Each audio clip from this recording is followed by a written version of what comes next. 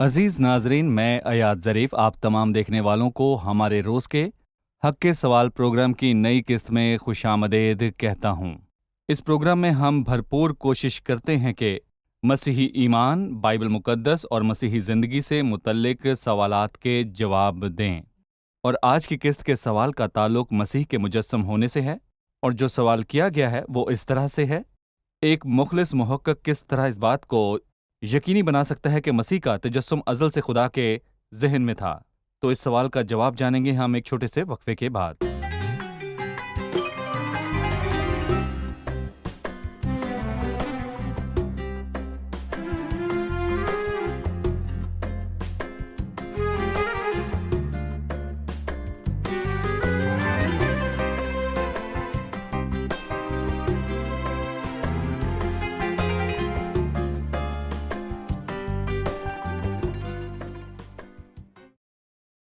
क्या मसीह के मुजस्सम होकर आने के लिए पेश की तैयारी की गई थी?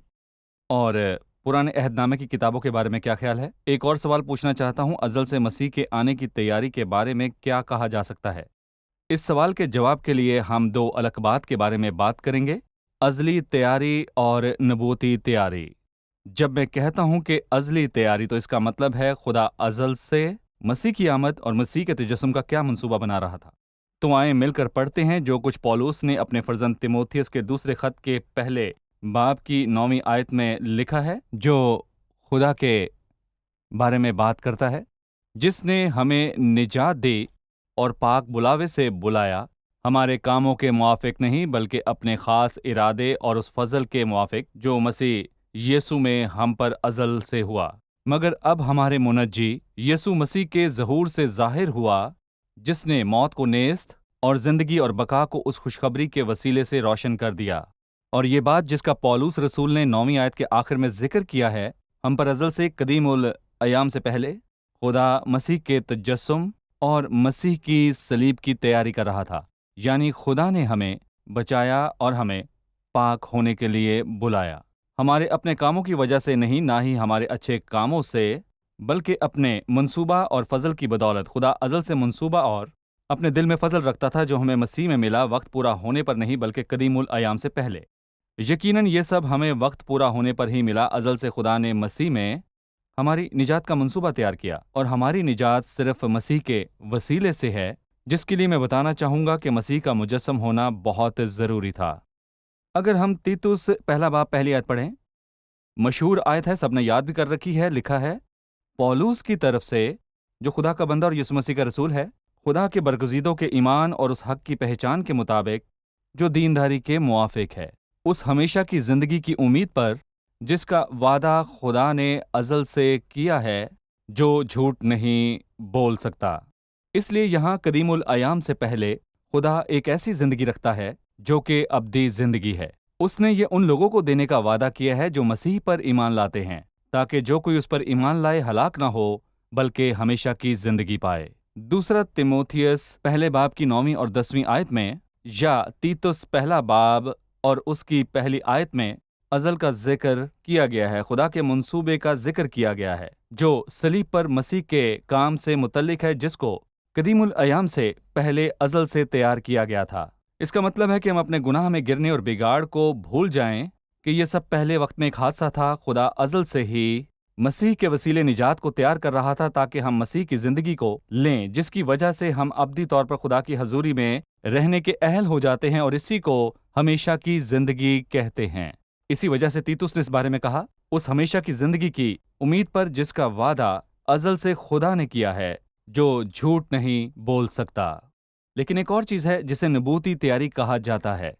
हमने अज़ली तैयारी के बारे में बात की, लेकिन एक नबूती तैयारी भी है। और हम ये भी जानते हैं कि बाइबल मुकद्दस में, पुराने अहदनामे में, मसीह के ताल्लुक से 3 तरह की बात की गई, जिसमें नबूवतें हैं, निशानात हैं और फिर अक्स हैं।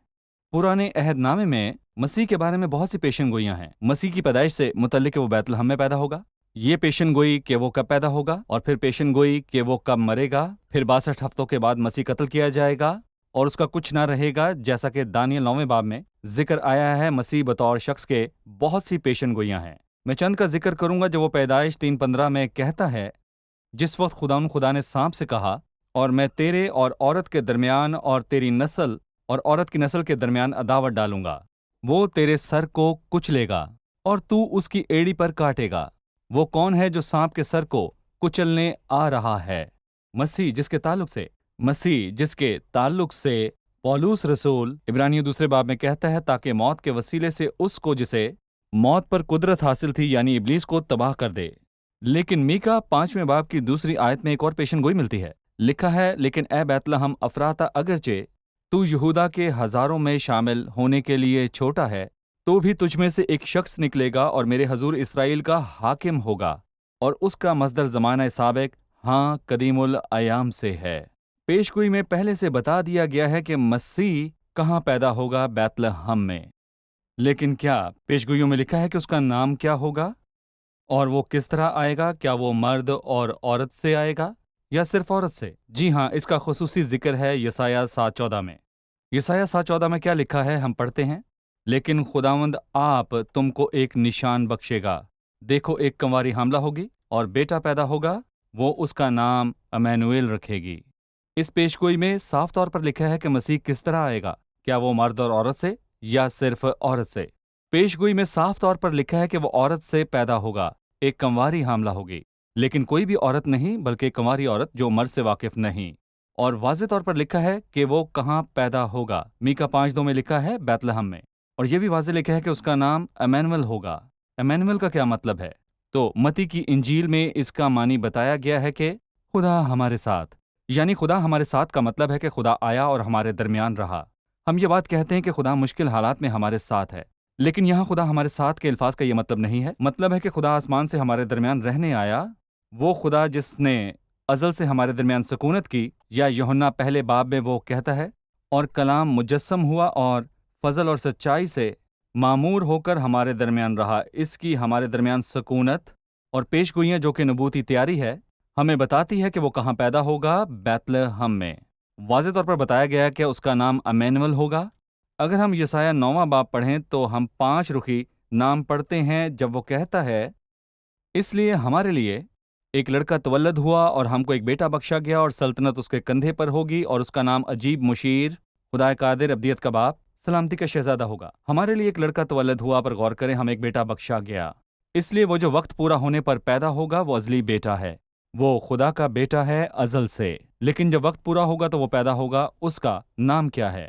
اس کا نام عجیب، مشیر، خدا قادر، ابدیت کا باپ، سلامتی کا شہزادہ ہوگا۔ اور جب مسیح آیا تو نبیوں کا کلام مسیح میں پورا ہوا، اس لیے مسیح نے ان کے تعلق سے بتایا، تم کتاب مقدس میں تلاش کرتے ہو کیونکہ وہ میری گواہی دیتی ہے۔ یہ عام بات ہے کہ مسیح نے شاگردوں کی نبیوں کی کتابوں کی طرف توجہ دلائی جنہوں نے پہلے ہی مسیح کے بارے میں بتا دیا تھا۔ عزیز ناظرین، اگلی قسط میں ایک نئے سوال کے ساتھ دوبارہ حاضر ہوں گے۔ خداوند آپ کو برکت دے۔